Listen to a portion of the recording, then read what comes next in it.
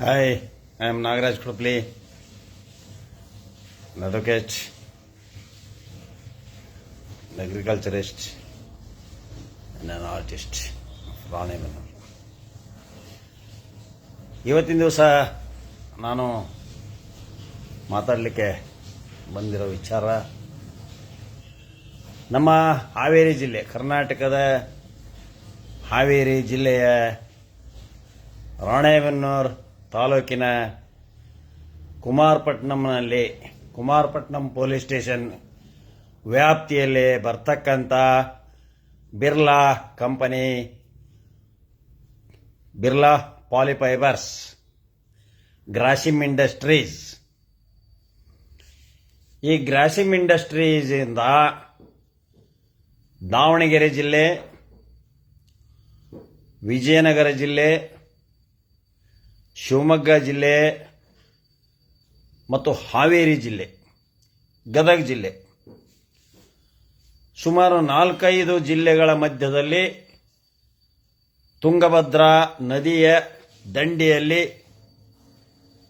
ಪೂರ್ವಾಭಿಮುಖವಾಗಿ ಹರಿದಿರುವ ನದಿ. ಉತ್ತರ ದಕ್ಷಿಣವಾಗಿ ಉತ್ತರ ಕಡೆಗೆ ಸೀದಾ ಈ ಕಡೆ ಉಕ್ಕಡಗಾತ್ರಿ, ಹೊನ್ನಾಳಿ, ಶಿವಮೊಗ್ಗ, ಏನು ಶಾರದಾಪೀಠ, ಶೃಂಗೇರಿ ಇದೆಯಲ್ಲ, ಅಲ್ಲಿ ತುಂಗಾ ಬರ್ತದೆ. ಭದ್ರಾವತಿ ಹತ್ರ ಭದ್ರಾ ಬರ್ತದೆ. ಕೂಡಲ ಸಂಗಮದಲ್ಲಿ ತುಂಗಭದ್ರಾ ಕೂಡ್ತವೆ. ಪವಿತ್ರವಾದ ತುಂಗಭದ್ರಾ ನದಿ. ತುಂಗಾಪಾನ, ಗಂಗಾ ಸ್ನಾನ ಮಾಡಿದರೆ ಮೈ ಪವಿತ್ರ ಆಗ್ತದೆ. ತುಂಗಾಪಾನ ಮಾಡಿದರೆ ಸಿಹಿ ನೀರದು, ದೇಹದಲ್ಲಿರ್ತಕ್ಕಂಥ ರೋಗ ರುಜಿನ ಹೋಗ್ತವೆ. ಯಾಕಂದರೆ ಮಲೆನಾಡಿನ ಹಲವಾರು ಗಿಡಬಳ್ಳಿಗಳ ಬೇರುಗಳ ಬುಡದಿಂದ, ಗುಡ್ಡಗ ಗಾಡುಗಳ ಹಳ್ಳ ಕೊಳ್ಳಗಳಿಂದ ಬಂದಂಥ ಒಂದು ಏನು ಗಿಡಮೂಲಿಕೆ ಸಹಿತವಾದಂಥ ಮಿನರಲ್ಸ್, ಏನು ಅದರಲ್ಲಿ ಯಾವ್ಯಾವ ಖನಿಜಾಂಶಗಳಿರಬೇಕು, ಮನುಷ್ಯನ ದೇಹಕ್ಕೆ ಬರಬೇಕಾದಂಥ ಖನಿಜಾಂಶಗಳು ಎಲ್ಲ ತುಂಗಾ ನದಿಯಲ್ಲಿ ಇರ್ತದೆ. ಅಷ್ಟು ಪವಿತ್ರವಾದಂಥ ನದಿ. ತುಂಗಾಪಾನ, ಗಂಗಾ ಸ್ನಾನ ಅಂತ ಒಂದು ಹೆಸರು ಬಂದಿದೆ ಅದಕ್ಕೆ. ಈ ಧರ್ಮ ಮಾಡಿದರ 3 ಊರು ಮುಂದೆ ಮಳೆ ಬಂದರೆ, ಧರ್ಮ ಮಾಡಿದರ ಊರು ಮುಂದೆ ಮಳೆ ಬಂದರೆ, ಕರ್ಮ ಮಾಡಿದರ 3 ಊರು ಮುಂದೆ ಹೊಳೆ ಬಂದುತ್ತಂತ ಅಂತ ನಮ್ಮವ್ವ, ನಮ್ಮ ಅಪ್ಪರು, ನಮ್ಮ ಅಜ್ಜನ ಕಾಲದಿಂದ ಆ ಶಾಸ್ತ್ರ ಬಂದಿದೆ. ಹಳ್ಳಿಯಲ್ಲಿ ಹೊಳೆದಂಡಿಗಿರೋರು ಎಲ್ಲರೂ ಹೇಳ್ತಾರೆ. ಇನ್ನೊಮ್ಮೆ ಹೇಳ್ತಾರೆ ನೋಡ್ರಿ, ಧರ್ಮ ಮಾಡಿದರ ಊರು ಮುಂದೆ ಮಳೆ ಬಂದರೆ, ಕರ್ಮ ಮಾಡಿದರ ಊರು ಮುಂದೆ ಹೊಳೆ ಬಂದಿತ್ತು ಅಂತ. ಅಂದರೆ ಎಲ್ಲ ಊರುಗಳ ನೀರುಗಳು, ಚರಂಡಿಗಳ ನೀರುಗಳು, ಹಳ್ಳ ಕೊಳ್ಳದಲ್ಲಿ ನಿಂತಹ ಗಲೀಜು, ಸತ್ತ ಪ್ರಾಣಿಗಳ ದೇಹಗಳು, ಆ ಗಿಡ ಮಂಟೆಗಳು, ಬುರುಬು, ಮತ್ತೊಂದು ಹುಲ್ಲು, ಕಸ, ಕಡ್ಡಿ ಎಲ್ಲ ನಮ್ಮ ನದಿಯಲ್ಲಿ ಬರೋದು. ತುಂಗಭದ್ರಾ ನದಿಯಲ್ಲಿ ಉಕ್ಕಡಗಾತ್ರಿ ಮುಂದೆ ಅಂಥ ನದಿಯಲ್ಲಿ ಆ ನೀರು ಬಂದರು, ಬುರುಬು ಬಂದರು, ಗಿಡ ಗಂಟಿ ಬಂದರು, ಕೆಲವೊಮ್ಮೆ ಮುಳ್ಳು ಗಿಳ್ಳು ಎಲ್ಲ ಬಂದು ಅಂಥ ನದಿಯಲ್ಲಿ ನಾವು ಈಜ್ತಿದ್ದೀವಿ ಹುಡುಗರಿದ್ದಾಗ. ನಮಗೆ 8 ವರ್ಷದಿಂದ ಈಜು ಕಲ್ತಾರೋ ಸುಮಾರು. ಈಗ ಭದ್ರಾ ನೀರು, ಕಂಪನಿ ನೀರುಗಳು ಬರೋದ್ರಿಂದ ನೀರು ಕುಲುಷಿತ ಆಗಿದ್ದಾವೆ.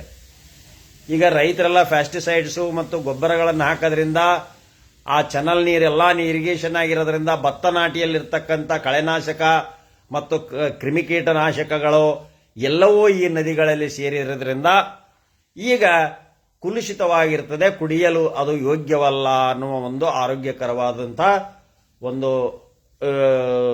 ಸಮಯ ಬಂದಿದೆ.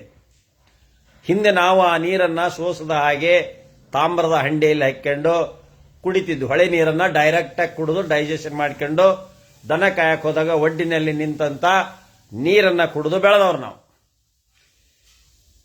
ಈ ಪೀಠಿಕೆ ಏನಪ್ಪಾ ಅಂದ್ರೆ, ಈ ತುಂಗಭದ್ರಾ ನದಿ ಉಕ್ಕಡಗಾತ್ರಿ ಶಿವಮೊಗ್ಗ ಜಿಲ್ಲೆಯಿಂದ ಬಂದು ಹೊನ್ನಾಳಿ, ಭದ್ರಾವತಿ, ಆಮೇಲೆ ಶೃಂಗೇರಿ, ಅಲ್ಲಿಂದ ಬಂದು ಹರಿಹರದಲ್ಲಿ ಬಂದು, ಹರಿಹರದಿಂದ ಮುಂದೆ ನದಿಹರಳಹಳ್ಳಿ, ಬೇಲೂರು, ಈ ಹರನಗಿರಿ, ಕುದ್ರಾಳು, ಆಮೇಲೆ ಮುಂದೆ ಸೀದಾ ಹೋಗ್ತಾ ಇದು ಡ್ಯಾಮ್ ಸೇರ್ತದೆ. ತುಂಗಭದ್ರಾ ಡ್ಯಾಮ್, TB ಡ್ಯಾಮ್, ಹೊಸಪೇಟೆಯಿಂದ ಮುಂದೋಗಿ ಆಂಧ್ರಕ್ಕೆ ಹೋಗಿ ವಿಶಾಖಪಟ್ಟಣಂ ಹತ್ರ ಈ ನದಿ ಕೂಡ್ತದೆ.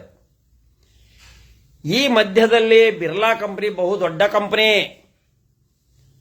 ಸುಮಾರು 100 ಎಕರೆ ಜಾಗದಲ್ಲಿ ಅವರು ಕೆರೆಯನ್ನ ನಿರ್ಮಿಸಿಕೊಂಡಿದ್ದಾರೆ ಬಿರ್ಲಾ ಕಂಪನಿಯವರು. ಬಿರ್ಲಾ ಕಂಪನಿಯವರು ಕೆಲವೊಂದು ಅಕ್ರಮ ಮೈನಿಂಗ್ ಮಣ್ಣನ್ನ ಸಂಗ್ರಹಿಸಿ ಸುಮಾರು 5,94,000 ಟನ್ನನ್ನ ಮಣ್ಣನ್ನ, ಖನಿಜಯುಕ್ತ ಮಣ್ಣನ್ನ ಅಲ್ಲಿ ಡಿಪಾಸಿಟ್ ಮಾಡಿ ಮಾನ್ಯ ರಾಣೆಬೆನ್ನೂರು ಕೋರ್ಟ್ನಲ್ಲಿ OS 351/25 ದಾವೆಯನ್ನ ಹಾಕಿ, ಆ ದಾವೆಯಲ್ಲಿ ಮಧ್ಯಂತರ ಇಂಜೆಕ್ಷನ್ ಅನ್ನ ಕೇಳಿ, ಆ ಇಂಜೆಕ್ಷನ್ ಆರ್ಡರ್ ಆಗದಿದ್ದಾಗ ರಾತ್ರೋರಾತ್ರಿ ಯಾವುದೇ ಪರ್ಮಿಷನ್ ಇಲ್ಲದಲೆ, ಯಾವುದೇ ಗ್ರಾಚ್ಯುಟಿ ತುಂಬದೆ, ಯಾವುದೇ ರಾಯಲ್ಟಿ ತುಂಬದೆ ಅಕ್ರಮವಾಗಿ ಆ ಮಣ್ಣನ್ನ ಬೇರೆಯವರಿಗೆ ಮಾರಾಟ ಮಾಡಿ ಅಲ್ಲಿ ರೈತರಿಗೆ ತೊಂದರೆಯನ್ನ ಮಾಡಿದ್ದಾರೆ. ಆ ರೈತರಿಗೆ ದಾರಿ ಇಲ್ಲದ ಕಡೆ ದಾರಿ ಮಾಡ್ತಾರೆ. ಆಮೇಲೆ ಹಿಂದೆ IDS ಅಂತ ಇತ್ತು, ಈ ನೀಲಗಿರಿ ಬೆಳೆಯರೋರು, ಅದರಿಂದ ಭೂಮಿ ಫಲವತ್ತತೆ ಕಡಿಮೆ ಆಗ್ತದೆ ಅಂತೇಳಿ ಅದ್ರ ವಿರುದ್ಧ ಈ RS ಹಿರೇಮಠರವರು ಹೋರಾಟ ಮಾಡಿದ್ರು. ಅವ್ರ ಜೊತೆ ನಾವು ಕೈ ಜೋಡಿಸಿದ್ವಿ. ಇಂಡಿಯನ್ ಡೆವಲಪ್ಮೆಂಟ್ ಸರ್ವಿಸ್ ಅಂತ ಹೇಳಿ IDS, ಅದರಲ್ಲಿ 85ರಲ್ಲಿ ನಾನು ಕೈ ಜೋಡಿಸಿದ್ದೆ ಅವ್ರ ಜೊತೆಗೆ, SR ಹಿರೇಮಠರ ಜೊತೆಗೆ. ಆಮೇಲೆ ಕೆಲವು ರಾಜಕಾರಣಿಗಳೆಲ್ಲ ಸತ್ಯಾಗ್ರಹ ಮಾಡೋದು, ಅದು ಮಾಡೋದು, ಇದು ಮಾಡೋದು, ಆಮೇಲೆ ಅವ್ರಿಗೆ ಬುಕ್ ಆಗೋದು, ಇವೆಲ್ಲ ಗೊತ್ತು ನಿಮಗೆ ರಾಜಕಾರಣಿಗಳ ಕೆಲಸ. ಇದು ನ್ಯಾಷನಲ್ ಇಂಟರ್ನ್ಯಾಷನಲ್ ಲೆವೆಲ್ ಕಂಪನಿ ಆಗಿರೋದ್ರಿಂದ ಇವ್ರಿಗೆ ಇನ್ಫ್ಲೂಯೆನ್ಸ್ ಬಹಳ ಇದೆ. ಈಗ ಬಂದಿರೋ ಸಮಸ್ಯೆ ಅಂದ್ರೆ ಇವತ್ತು ನಿನ್ನೆ ಆ ಕಂಪನಿ ಮುಂದೆ ಬಂದೆ. ದಾವಣಗೆರೆಗೆ ಹೋಗೋದ್ರಿಂದ ಹಿಡಿದು ಇಲ್ಲಿ ರಾಣೆಬೆನ್ನೂರಿಗೆ ಬರೋವರೆಗೂ ಗಬ್ಬು ವಾಸನೆ ಡೈರೆಕ್ಟ್ ಲಂಗ್ಸ್ಗೆ ಹೋಗ್ತದೆ. ಸುಮಾರು ಈಗ ಮೂಡುಗಾಳಿ ಇರೋದ್ರಿಂದ ಈ ಗಾಳಿ ಈಗ ಈ ದಿವಸದಲ್ಲಿ ಪಶ್ಚಿಮ ಮುಖವಾಗಿ ಗಾಳಿ ಹೋದಾಗ ಈ ಕಂಪನಿ ನಮ್ಮ ರಾಣೆಬೆನ್ನೂರಿಗೆ ಪೂರ್ವಾಭಿಮುಖವಾಗಿದೆ. ಹರಿಹರ ನಮಗೆ ಪೂರ್ವ ಆಗ್ತದೆ. ಪೂರ್ವದಿಂದ ಪಶ್ಚಿಮಕ್ಕೆ ಈಗ ಮೂಡುಗಾಳಿ ಬೀಸ್ತದೆ. ಈಗ ಇಲ್ಲಿ ಎಲ್ಲಾ ಹಳ್ಳಿಗಳು, ರಾಣೆಬೆನ್ನೂರು ತಾಲೂಕು, ಹಾವೇರಿ ಜಿಲ್ಲೆಯ, ಗದಗ ಜಿಲ್ಲೆಯ ಎಲ್ಲ ಹಳ್ಳಿಗಳು ಮತ್ತು ಕೆಲವು ಈ ದಾವಣಗೆರೆ ಜಿಲ್ಲೆಯ ಹಳ್ಳಿಗಳು ಮತ್ತು ಶಿವಮೊಗ್ಗ ಜಿಲ್ಲೆಯ ಹಳ್ಳಿಗಳು, ಈ ಸುಮಾರು ಸಾವಿರಾರು ಹಳ್ಳಿಗಳಿಗೆ ಈ ಒಂದು ಹೊಗೆ, ಕೆಟ್ಟ ಹೊಗೆ, ಆ ಹೊಗೆಯನ್ನ ಕುಡಿದು ಬಿಟ್ರೆ ಸೀದಾ ಲಂಗ್ಸ್ ಹೋಗ್ತದೆ. ಲಂಗ್ಸ್ನಲ್ಲಿ ಪಾಯ್ಸನ್ ಆಗ್ತದೆ. ಪಾಯ್ಸನ್ ಆಗಿ ಅದರಲ್ಲಿ ರೋಗ ಬರ್ತವೆ, ಕಫ ಆಗ್ತದೆ, ನಿಮೋನಿಯಾ ಆಗ್ತದೆ, ಕರೋನೂ ಬರಬಹುದು, ಏನು ರೋಗನೂ ಬರಬಹುದು. ಇಷ್ಟು ಭಂಡಗೆಟ್ಟ ಕಂಪನಿಯವರು. ಆ ಕಂಪನಿಯವರು ಬರೀ ಅಕ್ರಮ. ಅಲ್ಲೊಂದು ಗೆಸ್ಟ್ ಹೌಸ್ ಮಾಡ್ಕೊಂಡಾರೆ. ಆ ಗೆಸ್ಟ್ ಹೌಸ್ ಮಾಡ್ಕೊಂಡಾಗ ಅಲ್ಲಿ ಯಾರ ರಾಜಕಾರಣಿಗಳು ಅಂಥವು ಇಂಥವು 7ನೇ ಕ್ಲಾಸ್ ಫೇಲ್ ಆದ ರಾಜಕಾರಣಿಗಳು ಅವೆಲ್ಲ ಅಲ್ಲಿ ಕರ್ಸ್ಕೊಂಡು ಅಂತ ಮಿನಿಸ್ಟ್ರು ಇಂಥ ಮಿನಿಸ್ಟ್ರು ಕರ್ಸ್ಕೊಂಡು ಅವ್ರಿಗೆ ಏನೇನು ಕಪ್ಪ ಕಾಣಿಕೆ ಕೊಡಬೇಕು, ಏನೇನು ಮಧುಪಾನ ಮಾಡಿಸ್ಬೇಕು, ಏನೇನು ಹಾಟು ಕೋಲ್ಡು ಡ್ರಿಂಕ್ಸು ಅವೆಲ್ಲ ಸೋಡಾ ಪಾಡ ಅವೆಲ್ಲವೂ ಅಲ್ಲಿ ವ್ಯವಸ್ಥೆ ಮಾಡ್ತಾರ. ಅಲ್ಲಿ ಎಷ್ಟೋ ಮಂದಿ ಎಲ್ಲ ಸ್ವಲ್ಪ ಎಡವಟ್ಟು ಮಾಡ್ಕೊಂಬಂದಿದಾರ, ಆರೋಗ್ಯನೂ ಕೆಡಿಸ್ಕೊಂಬಂದಿದಾರ. ಅವ್ರ ಹೆಸರು ಹೇಳೋದು ಬೇಡ, ಆರೋಗ್ಯ ಕೆಡಿಸ್ಕೊಂಡು ಅವೆಲ್ಲ ಮಾಡ್ಕೊಂಬಂದಿದಾರ. ಅವೆಲ್ಲ ಮಾಡೋದು ಲಾಭಕ್ಕಾಗಿ, ರಾಜಕೀಯ ಲಾಭಕ್ಕಾಗಿ, ಹಣದ ಲಾಭಕ್ಕಾಗಿ, ಲಾಬಿಗಾಗಿ. ಆ ಕಂಪನಿಯಿಂದ ಈಗ ಆಗ್ತಾ ಇರತಕ್ಕಂಥ ಕೆಲಸಗಳು 2 ಪಾಯಿಂಟ್. 1, ಜಲಮಾಲಿನ್ಯ, ಭೂಮಾಲಿನ್ಯ, ವಾಯು ಮಾಲಿನ್ಯ ಗಂಭೀರವಾದ ಪರಿಸ್ಥಿತಿ ಇದೆ. ಈ ತಾಯಂದಿರುಗಳನ್ನ ನೆನಪಿಡಬೇಕು. ನವಜಾತ ಶಿಶು ಹುಟ್ಟಿದ್ರೆ, ಈಗ ರಾಣೆಬೆನ್ನೂರು ಆಸ್ಪತ್ರೆ ಹುಟ್ಟಿತು ಅಂದ್ರೆ ಸಾಯಂಕಾಲ 7ರಿಂದ 9, 10, 11, 12 ಬೆಳಗ್ಗೆ ಹರಿಯವರೆಗೂ ಬೆಳಗ್ಗೆ ನೋಡಿಬಿಟ್ರೆ ಬಿರ್ಲಾ ಕಂಪನಿಯ ವಾಸನೆ ಬರ್ತದೆ. ಆ ಹುಟ್ಟಿದ ಮಗುವಿನ ಕೋಮಲವಾಗಿ ಹುಟ್ಟಿದಂತ ಮಗು, ಆ ಮಗು ಏನ್ ಹೇಳ್ತಾರೆ, ಇನ್ಫ್ಯಾಂಟ್, ವಿಲಿಯಂ ವರ್ಡ್ಸ್ವರ್ತ್ ಹೇಳ್ತಾನೆ, infants, the respiration of the infants like a tides and tails of the sea ಅಂತ ಹೇಳ್ತಾನೆ. ಪೌರ್ಣಿಮೆಯ ಚಂದ್ರನ ಅಲೆಗಳು ಯಾವ ರೀತಿ ಕಲಕಲರವ ಮಾಡ್ತವೆ, ಆ ರೀತಿ ಮಗುವಿನ ಆ ಹಸುಗೂಸಿನ ಉಸಿರಾಟ ಇತ್ತು ಅಂತ. ಹಸುಗೂಸಿನ ಉಸಿರಾಟ ಸ್ಪೀಡ್ ಇರ್ತದೆ. ಮಕ್ಕಳ ನಕ್ಕರೆ ಅಂಗಳದ ಮಲ್ಲಿಗೆಯ ಹೂ ಬಿರಿದಂತೆ, ಮಕ್ಕಳ ನಕ್ಕರೆ ಅಂಗಳದ ಮಲ್ಲಿಗೆಯ ಹೂ ಬಿರಿದಂತೆ, ಕೆನೆ ಹಾಲು ಉಕ್ಕಿದಂತೆ, ಒಲೆಯ ಮಕ್ಕಳ ನಕ್ಕರೆ ಒಲೆಯ ಮೇಲಿನ ಕೆನೆ ಹಾಲು ಉಕ್ಕಿದಂತೆ ಅಂತ ಹೇಳ್ತಾರೆ. ಅಂದ್ರೆ ಆ ಹಸುಗೂಸು ಈ ಬಿರ್ಲಾ ಕಂಪನಿಯ ವಾಸನೆಯನ್ನ ಕುಡಿದ್ರೆ ಅಲ್ಲಿರ್ತಕ್ಕಂಥ ಕೆಮಿಕಲ್ಲು, ಅದರ ಜಿಂಕ್ ಐತೋ, ಯಾವ ಮಿನರಲ್ ಐತೋ, ಯಾವ ಈಥೇಲ್ ಐತೋ, ಯಾವ ಹೊಲಸು ಕೆಮಿಕಲ್ ಇದೆಯೋ, ಆ ಕರ್ಮೆಗೆ ಬಿಡತಕ್ಕಂಥ ಆ ಕರ್ಮವನ್ನು ಕುಡಿದ್ರೆ ನಮ್ಮ ಬರ್ತಕ್ಕಂಥ ಪೀಳಿಗೆಗೆ ಬರುವಂತ ರೋಗ ಯಾವ ಸ್ಪೆಷಲಿಸ್ಟ್ಗಳು ಬದುಕಿಸಲಿಕ್ಕೆ ಸಾಧ್ಯ ಆಗೋದಿಲ್ಲ ಅನ್ನೋ ಮಾತು ಹೇಳ್ತಾನೆ ನಾನು. ಇದರ ವಿರುದ್ಧ ರೈತ ಸಂಘಟನೆಗಳು ಮತ್ತು ಪರಿಸರ ಮಾಲಿನ್ಯಗಳು, ಪರಿಶೀಲನಾ ಮಾಲಿನ್ಯ ಅಧಿಕಾರಿಗಳು, ರಾಜ್ಯ ಸರ್ಕಾರ, ಕೇಂದ್ರ ಸರ್ಕಾರ ಕ್ರಮ ತಗೋಬೇಕು. ಅದನ್ನು ನೆಗೆಟಿವೈಸ್ ಬಿಡುವಂತ ಟೆಕ್ನಾಲಜಿಯನ್ನು ಕಂಡುಹಿಡಿಬೇಕು, ಇಲ್ಲಾಂದ್ರೆ ಕಂಪನಿ ಕಿತ್ಕೊಂಡು ಹೇಳ್ಬೇಕು. ಇದು ಉಸಿರಾಟದ ತೊಂದರೆಗೆ ಇಷ್ಟು ಹೇಳಿದೆ.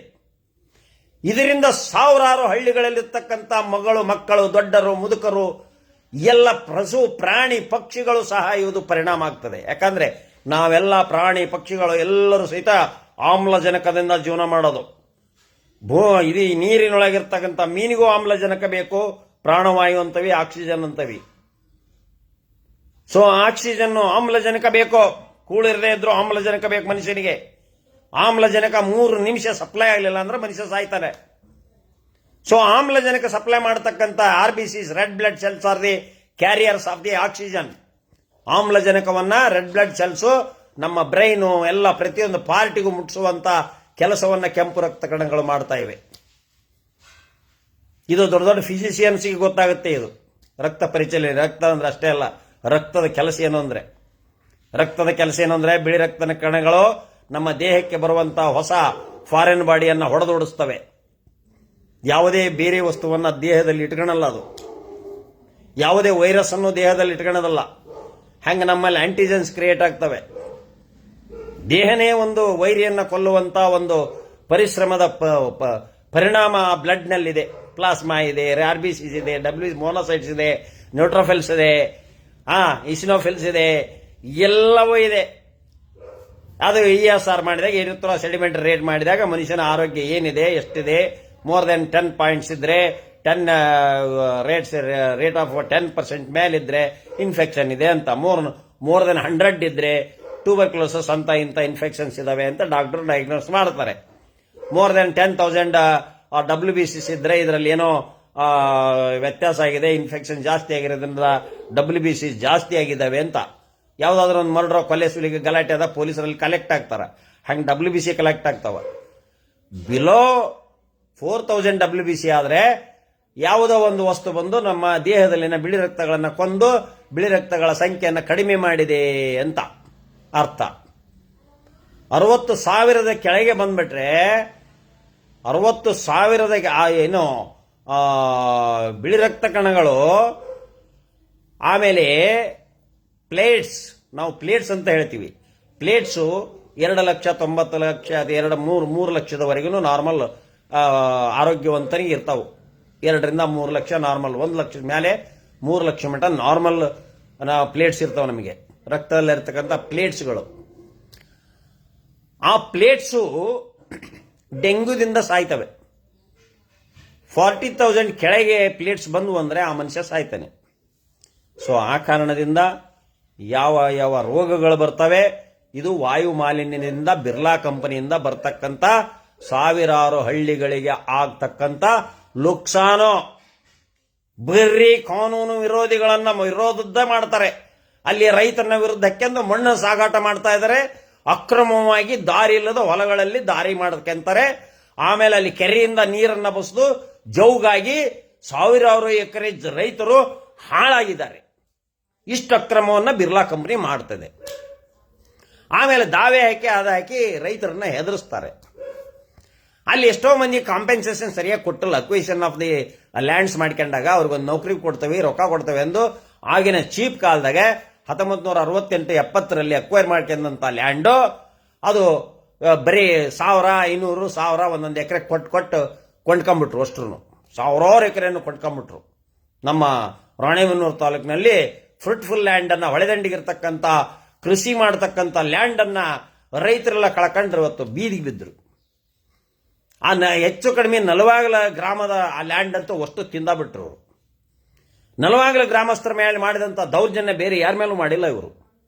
ಹಿಂದೆ ಬಹಳ ದೌರ್ಜನ್ಯ ಮಾಡಿದ್ರು, ಕೇಸ್ ಹಾಕ್ಸಿದ್ರು, ಕಳವಿನ ಕೇಸ್ ಹಾಕ್ಸಿದ್ರು. ಅವ್ರು ಏನಾರ ಮಾಡೋದಕ್ಕೆ ಬಿರ್ಲಾ ಕಂಪ್ನಿ ಕಳವು ಮಾಡಕ್ಕೆ ಬಂದಾರ ಅಂತ ನೌಕರ ಮೇಲೆ ಕೇಸ್ ಹಾಕಾರ ಅವರು. ನಾನೇ ಕಳವಿನ ಕೇಸ್ ನಡೆಸಿ ಬಿಡುಗಡೆ ಮಾಡಿ ಕಳಿಸೀನಿ ಅವ್ರ ವಿರುದ್ಧ. ಈಗ ನೀರಿಗೆ ಬರ್ತಾನೆ. ಹರಿಹರದಲ್ಲಿ ನೀರನ್ನು ಬಿಟ್ಟರೆ ಹೊಳಿಗೆ ಬಿಡ್ತಾರೆ ಇವರು. ಅರ್ಧ ಹೊಳಿಗೆ ಕೆಟ್ಟ ನೀರು. ಈಗೇನು ನಾವು ನೇಕಾರರು ಒಂದು ಕೆಂಪು ಬಣ್ಣದ ಏನು ನಾವು ಒಂದು ನದಿಯಲ್ಲಿ ನೀವು ಈ ಹೋಳಿ ಆಡ್ತವಲ್ಲ, ಹೋಳಿ ಆಡಿದಾಗ ಒಂದು ಕೆಂಪು ಪಿಂಕ್ ಕಲರ್, ಒಂದು ಪಿಂಕ್ ಅಂದ್ರೆ ಚಂದಲ್ಲ, ಕಗ್ಗು ಪಿಂಕು. ಆ ಕಗ್ಗು ಪಿಂಕು ಕೆಮ್ಮಣ್ಣಿನ ಒಂದು ಕೆಟ್ಟ ಇದರ ವಾಸನೆ ಇರತಕ್ಕಂಥ ನೀರನ್ನು ಬಿಡ್ತಾರೆ. ಅದು ಅರ್ಧ ಹೊಳಿವರೆಗೆ ಹೋಗ್ತದೆ. ಆ ಕಡೆ ದಾವಣಗೆರೆ ಜಿಲ್ಲೆಯಲ್ಲಿರ್ತಕ್ಕಂಥ ನದಿಗಳು ಅಲ್ಲಿ ಮುಟ್ಟೋದಿಲ್ಲ. ಅದು ಹಿಂಗೆ ನೀರು ಈ ಥರ ಹೊಡೆದು ಆ ಕಡೆ ದಂಡಿಗೆ ಹೋದ್ರೆ ಅಲ್ಲಿ ಹೋಗ್ತದೆ. ಅಲ್ಲಿಂದ ಚಲವಾದ್ರ ನದಿಯರಳ್ಳಹಳ್ಳಿ, ಏನು ಬೇಲೂರು, ಇದು ಪವಿತ್ರವಾದ ಮಠ ಇದೆ, ಹರಿಣಿ ಮಠ ಇದೆ, ಬಸವರಾಜ ಜಗದ್ಗುರುಗಳ ಒಂದು ಪೀಠ ಮಠ ಇದೆ, ದೊಡ್ಡ ಮಠ ಇದೆ ಅಲ್ಲಿ. ಆ ಆದಿ ಕಾಲದಿಂದ ಬಂದಂಥ ಒಂದು ಮಠ, ಅದ್ಭುತವಾದ ಮಠ ಅದು. ಹರಿಣಿ ಮಠ ಅಂದ್ರೆ ಫೇಮಸ್ಸು. ಲಕ್ಷಾಂತರ ಕೋಟ್ಯಾಂತರ ಭಕ್ತರಿದ್ದಾರೆ ಅದಕ್ಕೆ. ಆ ಪವಿತ್ರವಾದ ದಂಡೆಯಲ್ಲಿ ಹೋಗ್ತದೆ, ಬೇಲೂರಿನಲ್ಲಿ ಹೋಗ್ತದೆ, ಹರಣಗಿರಿ, ಕುದರಾಳು, ಇವನ್ ಅದು ಮಳ್ಳ ಸಹಿತ. ಆ ನದಿ ಅಲ್ಲಿ ಕುಲುಷಿತವಾದ ನೀರಿನಲ್ಲಿ ಹರಿದ ಮಳ್ಳನ್ನು ತಂದು ಮನೆ ಕಟ್ಟಿಗೆ ಆ ಮನೆ ಬಿಲ್ಡಿಂಗ್ಗಳು ಅದರ್ತವೆ. ಅಲ್ಲಿ ಸಿಮೆಂಟ್ ಹಿಡಿಯೋದಲ್ಲ, ಗೋಡೆಗಳು ಭದ್ರವಾಗಿರೋದಿಲ್ಲ, ಸೋರ್ತವೆ. ಅಲ್ಲಿಂದ ಹಿಡಿದು ಈ ಕೆಮಿಕಲ್ಲು ಹೊಸಪೇಟೆಯ ಡ್ಯಾಮ್ ಅನ್ನ ಸೇರ್ತದೆ. ಆ ಹೊಸಪೇಟೆಯವರು ಕುಡಿತಕ್ಕಂಥ ನೀರು ಕೂಡ ಈ ಬಿರ್ಲಾ ಕಂಪನಿಯ ಗಬ್ಬು, ಕೆಮಿಕಲ್. ಆದ್ದರಿಂದ ರಾಜ್ಯ ಸರ್ಕಾರ, ಕೇಂದ್ರ ಸರ್ಕಾರ, ಇಲ್ಲಿಯ ಸ್ಥಳೀಯ MLA, ಸ್ಥಳೀಯ ರೈತ ಸಂಘಟನೆಗಳು, ಹಲವಾರು ಕನ್ನಡ ನೆಲ ಜಲ ರಕ್ಷಣೆ ಮಾಡತಕ್ಕಂಥ ಸಂಘಟನೆಗಳು ಈ ಬಗ್ಗೆ ಕ್ರಮವನ್ನು ತೆಗೆದುಕೊಳ್ಳಬೇಕು ಅಂತ ಹೇಳಿ ಈ ಮೂಲಕ ನಾ ಕೇಳ್ಕೊಂತದನಿ. ಅವರು ಮಾಡ್ತಕ್ಕಂಥ ಅಕ್ರಮ, ಅವ್ರು ಮಾಡ್ತಕ್ಕಂಥ ಜಲಮಾಲಿನ್ಯ, ಅವ್ರು ಮಾಡಿರ್ತಕ್ಕಂಥ ಸುತ್ತಮುತ್ತಲ ಏನು ರಾಣೆಬೆನ್ನೂರು ತಾಲೂಕಿನ ರೈತರಿಗೆ ಏನು ನೆಲ ಕೊಂಡ್ಕೊಂಡಾಗ ಮಾಡಿದಂಥ ದ್ರೋಹ, ವಂಚನೆ, ಮೋಸ, ಹಾಗೂ ಈಗ ಬಿಡ್ತಕ್ಕಂಥ ಈ ಚಳಿಗಾಲದಲ್ಲಿ ಬಿಡ್ತಕ್ಕಂಥ ಏನು ಹೊಲಸು ವಾಯು ಮಾಲಿನ್ಯ ಇದೆಲ್ಲ, ಗಾಳಿ, ಅದನ್ನು ನೀವು ಬಿರ್ಲಾ ಕಂಪ್ನಿ ಹತ್ರ ಕಾರ್ ತಗೊಂಡು ಹೋಗ್ರಿ, ಡೋರ್ ತೆಗೀರಿ ನೀವು. ಯಾರಾದರೂ ಈಗ ಈ ಹರಿಹರ ಟೌನ್ ಒಳಗ ಅಥವಾ ಹರಿಹರ ಬೈಪಾಸ್ ನಂತರ ಹೋಗ್ಬೇಕಾದ್ರೆ ಈ ಚಳಗೇರಿ ಟೋಲ್ನಿಂದ ನೀವು ಕಾರಿನ ಡೋರ್ ತೆಗಿರಿ, ಗಬ್ಬು ವಾಸನೆ ಬರ್ತದೆ ಈಗ ಮೂಡುಗಾಳಿಗೆ. ಆ ವಾಸನೆ ಕುಡಿದು ಹೋದ್ರೆ 8-10 ದಿವಸ ಮಲಗಿ ಬಿಡ್ತಾರೆ. ನೀವು ಜರ್ನಿ ಮಾಡೋರು ಯಾರಾದರೂ ಇರ್ಬೋದು ಕರ್ನಾಟಕದವರು. ನೀವು ರಾಣೆಬೆನ್ನೂರಿನಿಂದ ಹರಿಹರಕ್ಕೆ ಹೋಗ್ಬೇಕಾದ್ರೆ, ರಾಣೆಬೆನ್ನೂರಿಂದ ದಾವಣಗೆರೆಗೆ ಹೋಗ್ಬೇಕಾದ್ರೆ ಅಲ್ಲಿ ಕುಮಾರಪಟ್ಟಣಂ ಅನ್ನೋ ಪಾಯಿಂಟ್ ಹತ್ರ ಬರ್ತದೆ. ಅಲ್ಲಿ ಏನು ಚಳಗೇರಿ ಟೋಲ್ ದಾಟಿದ ತಕ್ಷಣ ಅದ್ರ ವಾಸನೆ ಬರಕ್ಕೆ ಚಾಲು ಆಗ್ತದೆ. ಚಳಗೇರಿ ಟೋಲ್ಸ್ ಅಂತ ಬರ್ತದೆ, ನಿಮಗೆ ನೆನ್ಪಿಟ್ಕೊಳ್ರಿ. ಎಲ್ಲ ಕರ್ನಾಟಕದ ಜನ ಅಥವಾ ಬೇರೆ ವಿದೇಶಿಗಳಿರತಕ್ಕಂಥ ಜನ ಓಡಾಡೋರು ನೆನಪಿಟ್ಕೊಳ್ರಿ. ಈ ಚಳಗೇರಿ ಟೋಲ್ಸ್ ಅದನ್ನು ದಾಟಿದಿ ನೀವು ದಾವಣಗೆರೆ ಕಡೆಗೆ ಹೋಗುವಾಗ ಅಲ್ಲಿಂದ ಒಂದು 5-6 ಕಿಲೋಮೀಟರ್ ಮುಂದೆ ಬಂದರೆ ಅಲ್ಲಿಂದ ಚಾಲುವಾಗ್ತದೆ ಬಿರ್ಲಾ ಕಂಪನಿಯ ವಾಸನೆ. ನಿಮ್ಮ ಮಕ್ಕಳು ಕಾರಿನಲ್ಲಿ ಇರ್ತಕ್ಕಂಥ ಹಸುಗೂಸುಗಳು ಆ ಸ್ಮೆಲ್ಲನ್ನು ಕುಡಿದ್ರೆ it is very much dangerous. ಯಾಕಂದ್ರೆ ಈಗಿನ ಮಕ್ಕಳು ಅಪ್ಪು ಬೇಬಿ ತರ ಬೆಳೆಸಿರ್ತವೆ. ಈ ಬಿರ್ಲಾ ಕಂಪನಿಯ ವಾಸನೆ ಆ ಪುಪ್ಪಸದಲ್ಲಿ, ಲಂಗ್ಸ್ನಲ್ಲಿ ಹೋದಾಗ ಆ ಬ್ಲಡ್ ಕ್ಯಾರಿಯರ್ಸ್ ಆಕ್ಸಿಜನ್ ಬದಲಿ ವಿಷಾಂಶವನ್ನು ದೇಹಕ್ಕೆ, ರಕ್ತಕ್ಕೆ ಸೇರಿಸುತ್ತದೆ. ಇದರಿಂದ ಬಹಳ ತೊಂದರೆ ಆಗ್ತದೆ. ನಾನಲ್ಲಿ ಹೋಗಿ ಬಂದ್ಬಿಟ್ರೆ ಕೆಟ್ಟ ಇದು ಬರ್ತದೆ, ಲಂಗ್ಸ್ನಿಂದ ಕೆಟ್ಟ ಒಂದು ಇದು ಬರ್ತದೆ, ದ್ರವ ಬರ್ತದೆ, ಮುಕಸ್ ಬರ್ತದೆ, ಸ್ಫುಟಂ ಬರ್ತದೆ. ಸೊ ಆದ್ರಿಂದ ಮತ್ತೆ ನಾವು ಟ್ರೀಟ್ಮೆಂಟ್ ತಗೋಬೇಕಾಗ್ತದೆ. ದೇಹದಲ್ಲಿರ್ತಕ್ಕಂಥ ಟಾಕ್ಸಿನ್ಸ್ ಅನ್ನು ಹೊರಗೆ ಹಾಕಲಿಕ್ಕೆ ನಾವು ಪ್ರಯತ್ನ ಮಾಡಬೇಕಾಗ್ತದೆ. ಆದ್ರೂ ಕೂಡ ಲಂಗ್ಸ್ ಡ್ಯಾಮೇಜ್ ಆಗ್ತದೆ. ಆದ್ದರಿಂದ ಮನುಷ್ಯನಿಗೆ ಆರೋಗ್ಯ ಮುಖ್ಯ, ಮನುಷ್ಯನಿಗೆ ಕುಡಿಯುವ ನೀರು ಮುಖ್ಯ. ಈ ಬಿರ್ಲಾ ಕಂಪನಿಯಿಂದ ತುಂಗಭದ್ರಾ ನದಿ ಕುಲುಷಿತ ಆಗ್ತದೆ. ಈ ರಾಜಕಾರಣಿಗಳು ಕೆಲವೊಬ್ಬರು ಬುಕ್ ಆಗಿದ್ದಾರೆ, ಕೆಲವೊಬ್ಬರು ತಿಂದು ಸಂಪಾಗಿದ್ದಾರೆ. ಅವರನ್ನ ಬುಕ್ ಮಾಡ್ಕೊಂತಾರೆ, ಗೆಸ್ಟ್ ಹೌಸಿಗೆ ಕರೆಸ್ಕೊಂತಾರೆ, ಆತಿಥ್ಯ ಮಾಡ್ತಾರೆ. ಅಲ್ಲೆಲ್ಲ ಏನು ಮಧುರವಾದ ರಸಗಳನ್ನು ಕುಡಿಸ್ತಾರೆ. ಮಧುರವಾದ ರಸಗಳು ತುಂಗಾಪಾನನ ತಂದು ಕುಡಿಸ್ತಾರೆ, ಅದ್ರ ಜೊತೆ ಸೋಡಾ ಹಾಕ್ತಾರೆ, ಅದ್ರ ಜೊತೆಗೆ ಸಾಫ್ಟ್ ಡ್ರಿಂಕನ್ನು ಹಾಕ್ತಾರೆ, ಕುಡಿತಾರೆ. ಕುಡಿದ ಮೇಲೆ ರಿಲ್ಯಾಕ್ಸ್ ಆಗಿ ಆರಾಮಾಗಿರ್ತಾರೆ. ನಾನಂತೂ ಅಲ್ಲಿ ಕಾಲಿಟ್ಟಿಲ್ಲ. ಒಂದು ಏನಾಗಿತ್ತು ಅಂದರೆ, ಎಷ್ಟು ಡೇಂಜರಸ್ ಅದರ ಅಂದರೆ, ಇವರು ಒಬ್ಬ ರಜನಿ ಮಂಡೇಲಾ ಅವರ ಹಸ್ಬೆಂಡ್, ಅವರು 2009-10ರಲ್ಲಿ ಹರಿಕೃಷ್ಣ ಮಂಡೇಲಾ ಅಂತ ಹೇಳಿ ಒಬ್ಬ ಇಂಜಿನಿಯರ್ ಕೋಲ್ಯಾರ್ಡ್ನಲ್ಲಿ ಸಾಯ್ತಾರೆ, ಡೆತ್ ಆಗ್ತಾರೆ ಆಕ್ಸಿಡೆಂಟ್ ಆಗಿ. ಆ ಕೂಲ್ ಟಿಪ್ಪರು ಹಿಂದೆ ಇಳಿಸ್ಬೇಕಾದ್ರೆ ರಿವರ್ಸ್ ಹೋಗಿ ಅವನು ಸಾಯ್ತಾನೆ. ಅವರು 37 ಲಕ್ಷ ರೂಪಾಯಿ ಆಕ್ಸಿಡೆಂಟಲ್ ಪರಿಹಾರ ಕೊಟ್ಟರು ಕಂಪನಿಯವರು ಅವರಿಗೆ. ಯಾರಿಗೆ?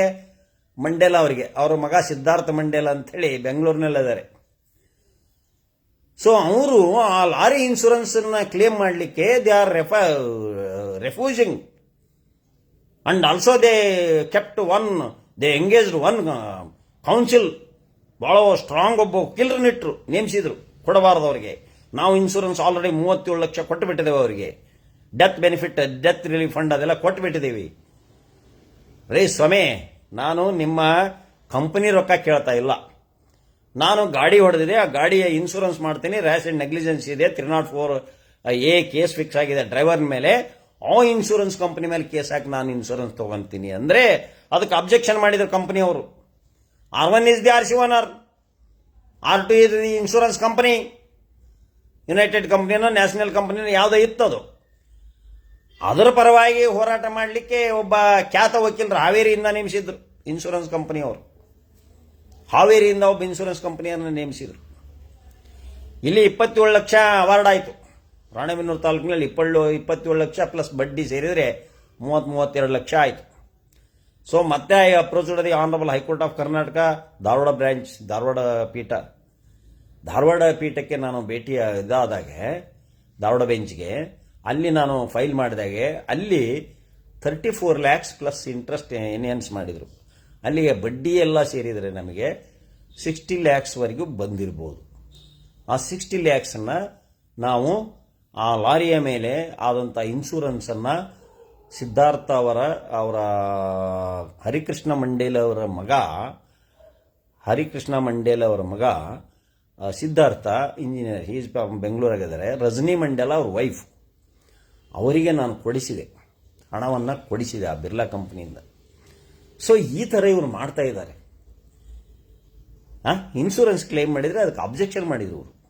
ನಾನು ಹಿಮಾಚಲ ಪ್ರದೇಶದ ಇದನ್ನು ಮಾಡಿದಾಗ ಏನು ಇನ್ಶೂರೆನ್ಸ್ ಏನಾಗ್ತದೆ ಅಂದರೆ, ಅದನ್ನು ಒಂದು ಹೊಸ ಆವಿಷ್ಕಾರ ಮಾಡಿ ಹೊಸ ಒಂದು ಕಾನೂನನ್ನು ಹುಡುಕಿ ಹಿಮಾಚಲ ಪ್ರದೇಶದ ಒಂದು ಹೈಕೋರ್ಟ್ ಏನು ಹೇಳ್ತದೆ ಅಂದರೆ, ಗಾಡಿ ಇನ್ಶೂರೆನ್ಸ್ ಓನ್ಲಿ ರಸ್ತೆದಾಗ ಇರೋದಿಲ್ಲ, ಗಾಡಿ ಎಲ್ಲೆಲ್ಲಿ ಹೋಗ್ತದೆ ಅಲ್ಲಿ ಇನ್ಶೂರೆನ್ಸ್ ಇರ್ತದೆ.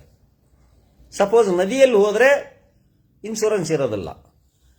ಅಕಸ್ಮಾತ್ ಅದು ಉಳ್ಕೊಂಡು ಯಾವುದೋ ಒಂದು ಜಮೀನಿನಿಂದ ಹೋಗಿ ನದಿಯಲ್ಲಿ ಬಿದ್ದರೆ, ಹಾಗಾದರೆ ಇನ್ಶೂರೆನ್ಸು ಫಾಲೋಸ್ ದಿ ವೆಹಿಕಲ್. ಈಗ ನಮ್ಮ ಮೊಬೈಲನ್ನು ನೆಟ್ವರ್ಕ್ ಫಾಲೋ ಮಾಡ್ತದೆ, ನೆಟ್ವರ್ಕ್ ಎಲ್ಲೆಲ್ಲಿ ಇರ್ತದೆ ಅಲ್ಲಿ ನಮ್ಮ ಮೊಬೈಲಿಗೆ ನೆಟ್ವರ್ಕ್ ಬಂದ್ಬಿಡ್ತದೆ. ಹಾಗೆ ಮೊಬೈಲನ್ನು ನೆಟ್ವರ್ಕ್ ಫಾಲೋ ಮಾಡಿದಾಗೆ ಇನ್ಶೂರೆನ್ಸು ಗಾಡಿಯನ್ನು ಫಾಲೋ ಮಾಡ್ತಿದೆ. ಕಾರಣ, ನಿಮ್ಮ ಕಂಪನಿ ಪ್ರೈವೇಟ್ ಪ್ಲೇಸ್ನಲ್ಲಿ ಆಕ್ಸಿಡೆಂಟ್ ಆಗಿದೆ, ಪ್ರೈವೇಟ್ ಪ್ಲೇಸ್ನಲ್ಲಿ ಈ ಇನ್ಶೂರೆನ್ಸ್ ಲಾಗುವಾಗೋದಿಲ್ಲ ಅನ್ನೋ ಕಂಟೆನ್ಷನ್ ಇನ್ಶೂರೆನ್ಸ್ ಕಂಪನಿ ಅದು.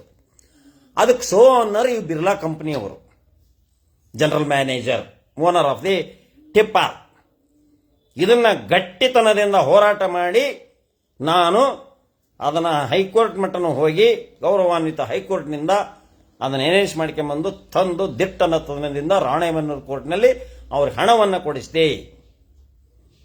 ಇದು ಇವರು ಬಿರ್ಲಾ ಕಂಪನಿಯವ್ರು ಮಾಡ್ತಕ್ಕಂಥ ಕೆಲಸ. ಅವ್ರು ಯಾರ್ಯಾರು ಮನೆ ಕಟ್ಕೊಂಡ್ರೆ ಅದನ್ನು ತೆರವು ಮಾಡಿರಿ ಅಂತ ಕೇಸ್ ಹಾಕೋದು, ಅಲ್ಲಿ ಯಾರ್ಯಾರು ಮಣ್ಣು ಇದು ಮಾಡಿದ್ರೆ ಅವ್ರು ಅಬ್ಸ್ಟ್ರಕ್ಚರ್ ಮಾಡ್ತಾರಂತ ಕೇಸ್ ಹಾಕೋದು, ಬರೀ ಕ್ರಿಮಿನಲ್ ಕೇಸು, ಬರೀ ಸಿವಿಲ್ ಕೇಸ್ ಹಾಕೋದು, ಜನನ ಹೆದರ್ಸೋದು, ಇದನ್ನೆಲ್ಲ ಮಾಡಿದ್ದಾರೆ ಅವರು. ಸೊ ಈಗ ನಾನು ಹೇಳೋದಷ್ಟೇ, ಏನೋ ಮೈನಿಂಗ್ ಕಂಪ್ನಿ ಅಲ್ಲಿ ಅಕ್ರಮವಾಗಿ ಮಣ್ಣು ಹೇರಿದ್ದಾರೆ, ಅಲ್ಲಿ ಗೌರವಾನ್ವಿತ ಕೋರ್ಟ್ನಲ್ಲಿ ಅಫಿಡವಿಟ್ ಹಾಕಿದ್ದಾರೆ, 5,94,000 ಟನ್ ನಮ್ಮದು ಮಣ್ಣಿದೆ ಅಂತ. ಆ ಮಣ್ಣು ಮಿನರಲ್ ಯುಕ್ತ, ಖನಿಜಯುಕ್ತ ಮಣ್ಣದು. ಹಂಗಾರೆ ಅದನ್ನು ವೆಂಡರ್ಗೆ ಟ್ರಾನ್ಸ್ಫರ್ ಕೊಟ್ಟಿದ್ದಾರೆ, ಮಾರಾಟ ಮಾಡಿದ್ದಾರೆ. ಆ ವೆಂಡರ್ಸು ಹೇರ್ಕೊಳ್ಳಿಕ್ಕೆ ತೊಂದರೆ ಮಾಡ್ತಾ ಇದ್ದಾರೆ ಜನ ಅಂತ 24-25 ಮಂದಿ ಮೇಲೆ ಕೇಸ್ ಹಾಕಿದ್ರು. ಆ ಕೇಸ್ ಹಾಕಿದ ನಂತರ ಅಕ್ರಮವಾಗಿ without the permission of the honourable court order they displaced, they transferred that mud, mineral soil ಅನ್ನ ಅವರು ಟ್ರಾನ್ಸ್ಫರ್ ಮಾಡಿದ್ದಾರೆ. ಮತ್ತೆ ಉಸಿರಾಟದ ತೊಂದರೆ ಈ ದಿನಾಲೂ ಮಾಡ್ತಾ ಇದ್ದಾರೆ. ಗಾಳಿಯನ್ನ ಪೊಲ್ಯೂಷನ್ ಮಾಡಿಸ್ತಾ ಇದ್ದಾರೆ. ಏನು ಬಂಗಾರಕ್ಕಿಂತ ಹೆಚ್ಚಿನ ಬೆಲೆ ಇರುವ ನಮ್ಮ ಆಮ್ಲಜನಕವನ್ನ ಕೆಡಿಸ್ತಾ ಇದ್ದಾರೆ ಬಿರ್ಲಾ ಕಂಪನಿಯವರು. ಕುಡಿಯುವ ನೀರನ್ನ ಕೆಡಿಸ್ತಾ ಇದ್ದಾರೆ ಇವರು. ಇವರಿಂದ ಯಾರಿಗೇನು ಲಾಭ ಅಲ್ಲ. ಸ್ವಲ್ಪ ಅಲ್ಲಿ ವರ್ಕರ್ಸ್ಗೆ ಒಂದು ಲಾಭ ಬಿಟ್ಟರೆ ವರ್ಕರ್ಸ್ನೂ ಕೂಡ ಭಯಂಕರವಾಗಿ ಇದನ್ನು ಮಾಡ್ತಾರೆ ಇವರು. ವರ್ಕರ್ಸ್ಗೂ ಸಹಿತ ಯಾವ ಗೌರವನೂ ಇಲ್ಲ ಅಲ್ಲಿ. ಅವ್ರಿಗೇನು ಸರಿಯಾದ ಒಂದು ಬದ್ಧತೆ ಇಲ್ಲ, ಸರಿಯಾದ ಒಂದು ಇದನ್ನು ಕೊಡ್ತಾ ಇಲ್ಲ, ಸರಿಯಾದ ಬೋನಸ್ ಕೊಡ್ತಾ ಇಲ್ಲ, ಸರಿಯಾದ ಪೇಮೆಂಟ್ ಕೊಡ್ತಾ ಇಲ್ಲ. ಅವರು ಈಗಿನ ರೇಟ್ ಏನು ಹೆಚ್ಚಿಗೆ ಆಗಿದೆ ಅದಕ್ಕೆ ಸರಿಯಾಗಿ ಅವರು ಪೇಮೆಂಟ್ ಅನ್ನ ಹೆಚ್ಚಿಗೆ ಮಾಡಿಲ್ಲ ಅಲ್ಲಿ ಕೆಲಸಗಾರರಿಗೆ. ಅವರು ಸಹ ವಾಸನೆಯನ್ನು ಕುಡ್ಕೊಂಡು ಪಾಪ ಅವರು ದುಡಿತಾ ಇದ್ದಾರೆ, ಒಂದು ಫ್ಯಾಮಿಲಿಯನ್ನ ಸಾಕ್ತಾ ಇದ್ದಾರೆ. ಅಲ್ಲಿರ್ತಕ್ಕಂಥ ಕಾರ್ಮಿಕರು, ಅಲ್ಲಿರ್ತಕ್ಕಂಥ ಇವರಿಗೆ ನನ್ನ ಗೌರವ ಇದೆ. ಅವರೆಲ್ಲ ದೇಶಭಕ್ತರು, ಅವರು ದುಡಿದು ತಿನ್ನೋಂಥ ಒಬ್ಬ ಕಾರ್ಮಿಕರವರು. ಕಾರ್ಮಿಕರಿಗೆ ನನ್ನ ಜಯ ಇದೆ, ನನ್ನ ಒಂದು ಸೆಲ್ಯೂಟ್ ಇದೆ. ಬಿರ್ಲಾ ಕಂಪನಿಯಲ್ಲಿ ದುಡಿತಕ್ಕಂಥ ಕಾರ್ಮಿಕರಿಗೆ ನನ್ನ ಸೆಲ್ಯೂಟೇಷನ್ಸ್ ಇದೆ. ಆದರೆ ಆ ಮ್ಯಾನೇಜ್ಮೆಂಟ್ ಇದೆಯಲ್ಲ, ಆ ಮ್ಯಾನೇಜ್ಮೆಂಟು, ಆ ಕಂಪನಿಯ ಓನರ್ಸ್ ಅದರಲ್ಲ, ಅವರು ಸರಿ ಇಲ್ಲ, ಸಾರ್ವಜನಿಕರಿಗೆ ಹೊಂದ್ಕೊಳ್ತಾ ಇಲ್ಲ, ಅನ್ಯಾಯವನ್ನು ಮಾಡಿದರೆ ಮಾಡ್ತಾ ಇದ್ದಾರೆ ಅಂತ ಹೇಳ್ತಾ ಅವರೇನು ಬೇಕಾದ ಕೇಸ್ ನನ್ನ ಮೇಲೆ ಹಾಕಲಿ. I will face all the consequences. I am ready to face the all further consequences. ಜೈ ಹಿಂದ್, ಜೈ ಕರ್ನಾಟಕ. Mister Nagaraj Kudple, advocate, Ranebennur. ಜೈ ಹಿಂದ್, ಜೈ ಕರ್ನಾಟಕ.